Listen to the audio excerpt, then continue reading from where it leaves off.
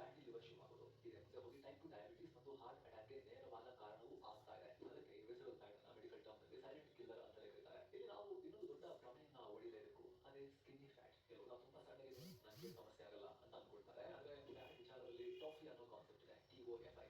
ಅಂದ್ರೆ thin outside fat inside ಅಂತ. ಹೊರಗಡೆ ಬರೋ ಕೆಲವರು ಸಣ್ಣಗೆ ಕಾಣಿಸ್ತಾರೆ, ತೂಕವು ನಾರ್ಮಲ್ ಇರುತ್ತೆ. ಆದ್ರೆ ಇವರ ಹೊಟ್ಟೆಯ ಒಳ ಭಾಗದಲ್ಲಿ ರಿಸರ್ವ್ ಫ್ಯಾಟ್ ಈ ಪ್ರಮುಖ ಅಂಗಗಳ ಸುತ್ತ ಎಲ್ಲ ತುಂಬಿಟ್ಟಿರುತ್ತೆ. ನೋಡೋಕೆ ಫಿಟ್ ಆಗಿರೋರಿಗೂ ಸೈಲೆಂಟ್ ಆಗಿ ಹಾರ್ಟ್ ಅಟ್ಯಾಕ್ ಆಗೋಕೆ ಇದು ಮುಖ್ಯ ಕಾರಣ. ICMR ಮಾಡಿರೋ ಸ್ಟಡಿ ಪ್ರಕಾರ ಭಾರತದಲ್ಲಿ ಶೇಕಡ 43.3% ವಯಸ್ಕರು ಈ ಕ್ಯಾಟಗರಿಗೆ ಬರ್ತಾರೆ. ದೊಡ್ಡ ಪ್ರಮಾಣದ ಕೂಡ ಅರ್ಧಕದ ವಯಸ್ಕರು ಅನ್ಕೊಳ್ಳಿ. ಕೆಲವರು ದಪ್ಪ ಇಲ್ಲದೆ ಇದ್ರೂ ಕೂಡ ಒಳಗಡೆ ಮೆಟಬಾಲಿಕಲಿ ಒಬೇಸ್ ಆಗಿದ್ದಾರೆ. ಅವರಿಗೆ ಕಿಡ್ನಿ ಫೇಲ್ಯೂರ್, ಡಯಾಬಿಟಿಸ್ ಮತ್ತು ಹಾರ್ಟ್ ಅಟ್ಯಾಕ್ ಆಗೋ ರಿಸ್ಕ್ ಜಾಸ್ತಿ ಬರ್ತಾ ಇದೆ. ಇಲ್ಲಿ ಫ್ಯಾಟ್ ಏನು ಅಂದ್ರೆ, ಫ್ಯಾಟ್ ನಮ್ಮ ಶತ್ರು ಅಲ್ಲ. ಒಂದು ಹಂತದ ಫ್ಯಾಟ್ ನಮ್ಮ ದೇಹಕ್ಕೆ ರಕ್ಷಣೆ ಕೊಡುತ್ತೆ. ಮಿತಿ ಮೀರಿದ ಅಂದ್ರೆ ಶೇಕಡ ಆಮ್ಲಜನಕದ ಶೇಖರಣೆ ಅಂದ್ರೆ ನಮ್ಮ ದೇಹದಲ್ಲಿ ಶತ್ರುವಾಗುತ್ತೆ. ಇವರೆಲ್ಲ ಉತ್ತರಕ್ಕೆ ಕರಗಿಸಬೇಕು. ಇದು ಡಯಟ್ ಟ್ರ್ಯಾಪ್. ಈಗ ನಾವು ಹೇಳೋದು ಈ ವಿರುದ್ಧ ಮುಖ್ಯ ಫ್ಯಾಟ್. ಫ್ಯಾಟ್ ಕರಗಿಸುವ ವಿಚಾರದಲ್ಲಿ ಜನರಿಗೆ ತುಂಬಾ ತಪ್ಪು ಕಲ್ಪನೆಗಳಿದೆ. ನಮ್ಮ ಜನರ ನಂಬಿಕೆ ಏನು, ಜಿಮ್ ನಲ್ಲಿ ಎಷ್ಟು ಬೆವರ್ತೀವೋ ಅಷ್ಟು ಫ್ಯಾಟ್ ಕರುತ್ತೆ ಅಂತ. ಕೆಲವರು ಬೆವರ್ಲಿ ಅಂತಾನೆ ಸ್ವೆಟರ್ ಹಾಕೊಂಡು ಪ್ಲಾಸ್ಟಿಕ್ ಸುತ್ಕೊಂಡು ವಾಕಿಂಗ್ ಮಾಡ್ತಾರೆ. ಆದ್ರೆ ಬೆವರೋದಕ್ಕೂ ಫ್ಯಾಟ್ ಕರಗೋದಕ್ಕೂ ಯಾವುದೇ ಸಂಬಂಧನೇ ಇಲ್ಲ. ಟಿವಿಯಲ್ಲಿ ತೋರಿಸುವ sweat belt, slimming tea, fat burner ಮಾತ್ರೆಗಳು ಎಲ್ಲ ಬಿಸ್ನೆಸ್ ಅಷ್ಟೇ. ಬೆಲ್ಟ್ ಹಾಕೊಂಡಾಗ ಬರೋ ಬೆವರಿನಿಂದ ನಮ್ಮ ದೇಹದ ನೀರು ಕಮ್ಮಿ ಆಗುತ್ತೆ, ಆವಿ ಆಗುತ್ತೆ. ಫ್ಯಾಟ್ ಅದರಿಂದ ಕರಗಲ್ಲ, ಬೆವರಿಂದ ಹೋಗಲ್ಲ. ಮಾತ್ರೆಗಳಿಂದ ಬಾಡಿಗೆ ಡ್ಯಾಮೇಜ್ ಆಗೋ ಚಾನ್ಸಸ್ ಇರುತ್ತೆ. ಹಾಗಾದ್ರೆ ನಾವು ಬರ್ನ್ ಮಾಡಿದ ಫ್ಯಾಟ್ ಎಲ್ಲಿಗೆ ಹೋಗುತ್ತೆ? ಮೆಡಿಕಲ್ ಸೈನ್ಸ್ ಪ್ರಕಾರ ಫ್ಯಾಟ್ ಕರಗಿದಾಗ ಅದು ಕಾರ್ಬನ್ ಡೈಆಕ್ಸೈಡ್ ಮತ್ತು ನೀರಾಗಿ ಕನ್ವರ್ಟ್ ಆಗುತ್ತೆ ಮತ್ತು ಅದು ಆಚೆ ಹೋಗೋದು ನಮ್ಮ ಉಸಿರಾಟದ ಮೂಲಕ. ಲೆಕ್ಕಕ್ಕೆ ನೀವು 10 kg ಫ್ಯಾಟ್ನ ಕರಗಿಸಿದ್ರೆ ಅದರಲ್ಲಿ ಆಚೆ ಹೋಗುತ್ತೆ. ನಿಮ್ಮ ಕಾರಲ್ಲಿ, ಬೈಕಲ್ಲಿ ಪೆಟ್ರೋಲ್ ಡೀಸೆಲ್ ನೀವು ಬರ್ನ್ ಮಾಡಿದಾಗ ಆ ತೈಲ ಸುಟ್ಟಾಗ ಕಾರ್ಬನ್ ಡೈಆಕ್ಸೈಡ್ ಹೊರಗೆ ಬರಲ್ಲ. ನಿಮ್ಮ ಬಾಡಿಯಲ್ಲಿ ತೈಲ ಸುಟ್ಟಾಗ, ಚರ್ಬಿ ಫ್ಯಾಟ್ ಸುಟ್ಟಾಗಲೂ ಕೂಡ ಕಾರ್ಬನ್ ಡೈಆಕ್ಸೈಡ್ ಆಗಿ ಗೊತ್ತಾಗದಿದ್ದಾಗ ಹೊರಗೆ ಹೋಗುತ್ತೆ. ಉಳಿದ ಕೇವಲ 1.6 kg ಮಾತ್ರ ನೀರಾಗಿ ಬೆವರು ಮತ್ತು ನೀವು ಸಾಧಾರಣ ಮಾಯಿಶ್ಚರೈಸರ್ ಹೆವಿ ಮತ್ತು ಸ್ಟಿಕ್ಕಿ ಮೆಲ್ಟ್ ಆಗಿ ನಿಮಗೆ 40 dollars hydrated and dry skin ಕೊಡುತ್ತೆ. ಹೆವಿ ಸ್ಟಿಕ್ಕಿ ಫೀಲಿಂಗ್ ಇಲ್ಲದೆ ಹೊಸ vitamin C fresh and bright cream by Garnier.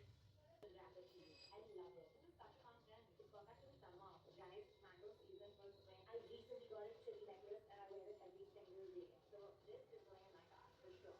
This is my favorite type of shirt to wear. I love this material. I generally never seen a body like this on a shirt. I love this soft cotton fabric and it's perfect for this dusty gummy. Honestly, I would wear this to work. Guys, how fun are these shirts? ಬೊಜ್ಜು ಕರಗಿಸಬೇಕು ಅಂದ ತಕ್ಷಣ ನಮ್ಮ ಜನ ಮಾಡೋ ದೊಡ್ಡ ತಪ್ಪು ಊಟ ಬಿಡೋದು, ಅಂದ್ರೆ ಕ್ರಾಶ್ ಡಯಟ್ ಮಾಡೋದು. ದಿಢೀರಂತ ಊಟ ಬಿಟ್ಟರೆ ತೂಕ ಖಂಡಿತ ಇಳಿಯುತ್ತೆ.